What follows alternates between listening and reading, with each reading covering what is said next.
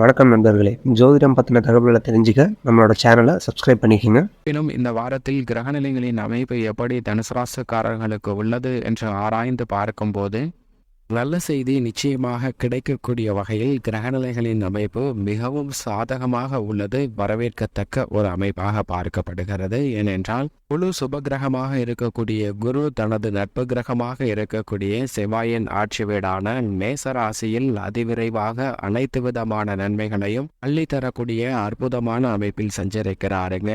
இது ஒரு சாதகமான அமைப்பாக பார்க்கப்படுகிறது. மிக விரைவில் அவர் ரிஷபராசிக்குள் நுழைய இருக்கிறார். அதற்கு முன்னதாக நிச்சயமாக முழு சுபகிரகமாக இருக்கக்கூடிய குரு அவரது நட்பு கிரகமாக இருக்கக்கூடிய செவ்வாயின் ஆட்சி வீட்டில் இருப்பதால் நீங்கள் எதிர்பார்க்கக்கூடிய நல்ல சுப செய்தி இந்த தருணத்தில் மிக சிறப்பாக கிடைப்பதற்கான வாய்ப்பும் யோகமும் உண்டு என்பதை தெளிவாக உறுதிப்படுத்துகிறாருங்க. அது மட்டுமல்லாது முழு ஆட்சி பலம் பெற்று ஜீவனாதிபதியாக இருக்கக்கூடிய சனி வலுவாக சஞ்சரிக்கிறார். தனது சொந்த ராசியான கும்ப ராசியில் அவருடன் அவர் தந்தையுமாக இருக்கக்கூடிய சூரியனும் இணைந்து சஞ்சரிக்கிறார். எனவே இந்த தருணத்துல நீங்கள் எதிர்பார்க்கக்கூடிய உத்தியோக ரீதியான நல்ல செய்தி நிச்சயமாக கிடைக்கும். தொழில்துறை வியாபாரத்துறையில் திட்டமிட்டு செயல்படுத்த வேண்டும் என்று நினைக்கக்கூடிய காரியங்களை மிக சிறப்பாக செய்து முடிக்கக்கூடிய ஒரு நல்ல தருணமாக அமைய போகிறது.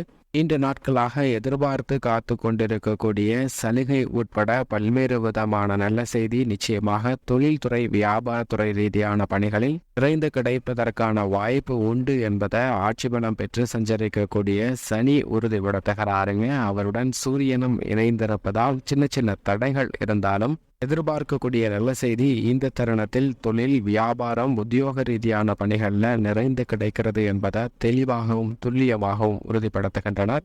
நிழல் கிரகமாக இருக்கக்கூடிய ராகு மிக வலுவாக மீன ராசியில் சஞ்சரிக்கிறாருங்க. அவருடன் இணைந்து மார்ச் 2ஆம் தேதி முதல் நீச்சம் பெற்று சஞ்சரிக்க போகிறார். புதன் ராகுவோடு இணைவது மேலும் நீச்சம் பெறுவதால் பல சிரமங்கள் நிச்சயமாக குறைவதற்கான வாய்ப்பு உண்டு. ஆனால் உணர்ச்சி வசப்படாமல் இந்த தருணத்தில் நடந்து கொள்ள வேண்டும் என்பதை தெளிவாக எடுத்து காட்டுகிறார். நடைபெறக்கூடிய நிகழ்வுகள் எல்லாமே சாதகமாக மாறுவதற்கான யோகமும் அமைப்பும் நிச்சயமாக கிடைக்க வரும். எனவே உணர்ச்சி வசப்படுதலை தவிர்த்து விட்டாலே இந்த தருணத்தில் நிச்சயமாக நல்ல பல முன்னேற்ற வாய்ப்புகள் நிறைந்து கிடைக்கப் போகிறது என்பதை ராகு புதன் கூட்டணியானது உறுதிப்படுத்துகிறது.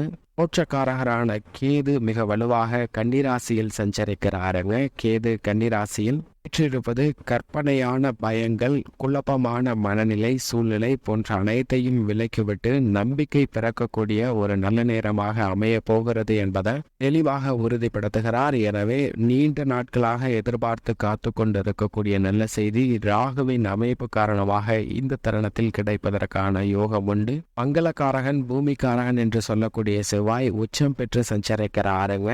அவரது உச்ச ராசியான மகர ராசியில் வலுவாக சஞ்சரிக்கிறார். அவருடன் சுக்கிரனும் இணைந்து சஞ்சரிக்கிறார். சுக்கிர மங்கள யோகம் மிகவும் அபரிவிதமாக நிறைந்து கிடைப்பதால் இந்த தருணத்தில் நீண்ட நாட்களாக சந்தித்து வரக்கூடிய மன அழுத்தம் விலகி நல்ல வாய்ப்பு நிறைந்து கிடைப்பதற்கான யோகம் உண்டு என்பதை தெளிவாகவும் துல்லியமாகவும் உறுதிப்படுத்துகிறாருங்க. மங்களகாரகனும் சுகாதிபதியாக இருக்கக்கூடிய சுக்கிரனும் இது நிச்சயம் வரவேற்கத்தக்க ஒரு அமைப்பாக பார்க்கப்படுகிறது. உதாரணமாக ஒரு நபர் வேலை இல்லாமல் அவருடைய வருமானத்திற்காக பல்வேறு நிறுவனங்கள்ல வேலை வாய்ப்பிற்காக முயற்சி செய்து கொண்டிருக்கிறாருங்க. அப்படி முயற்சி செய்து கொண்டிருக்கும் போது பல நிறுவனங்கள்ல அவருக்கு வேலை வாய்ப்பானது மறுக்கப்படுகிறது. ஏனென்றால் சில காலி பணியிடங்களுக்கு அதை விட கூடுதலாக 10 மடங்கு பேர் விண்ணப்பிப்பதால் பலருடைய விண்ணப்பங்களும் நிராகரிக்கப்படுகிறது. இருந்தாலும் தொடர் முயற்சியாக வெவ்வேறு நிறுவனங்களை அணுகி தன்னுடைய வேலை வாய்ப்பிற்காக முயற்சி செய்து கொண்டிருக்கிறார். அப்படி ஒரு நிறுவனத்திற்கு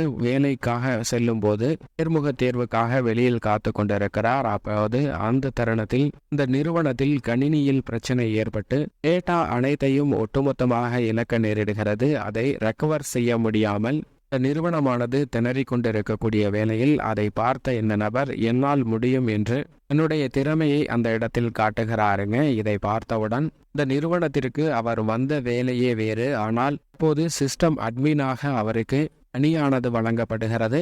அவர் எதிர்பார்த்த சம்பளத்தை விட கூடுதலாக அவருக்கு சம்பளமானது வழங்கக்கூடிய பணியாணை வழங்கப்படுகிறதுங்க. இது போன்று நல்ல செய்தி இந்த தருணத்தில் நிச்சயமாக வரக்கூடிய அமைப்பில் கிரகநிலைகள் சஞ்சரிக்கின்றன. எனவே உங்களுடைய முயற்சியை தொடர்ந்து செய்தாலே போதும், நல்ல பலன் உங்களை தேடி வரும். சந்திரனும் இந்த தருணத்தில் துவக்கத்தில் நீச்சம் பெற்றிருந்தாலும் அதற்கு பிறகு மிகவும் வலுவாக சுக்கிரன் மற்றும் சனியுடன் இணைந்து இந்த வாரத்தின் இறுதியில் சஞ்சரிக்க போகிறாருங்க. எனவே சந்திரன் திட்டமிட்ட காரியங்களை வெற்றிகரமாக நிறைவேற்றி கொடுக்கக்கூடிய வலுவான அமைப்பில் பெற்றிருக்கிறார். இப்படி கிரக நிலைகளின் அமைப்பு இருக்க தனுசு ராசிக்காரர்களின் குடும்ப சூழ்நிலையை பொறுத்த வரைக்கும் ராசியின் அதிபதியாக இருக்கக்கூடிய குரு பஞ்சமஸ்தானமாகிய 5 மிகவும் வலுவாக சஞ்சரிக்கிறார். பஞ்சமஸ்தானத்தை ராசியின் அதிபதியாக இருக்கக்கூடிய குரு பகவான் வலுப்படுத்தக்கூடிய இந்த தருணம் என்பது பல்வேறு வகையில் ஏற்படக்கூடிய குடும்ப ரீதியான சிரமங்களை விளக்கக்கூடிய இனிமையான தருணமாக பார்க்கப்படுகிறது. பூர்வீக சொத்துக்கள் ரீதியான பிரச்சனைகள் சுமூகமாக தீர்வு காணப்படும். தந்தை,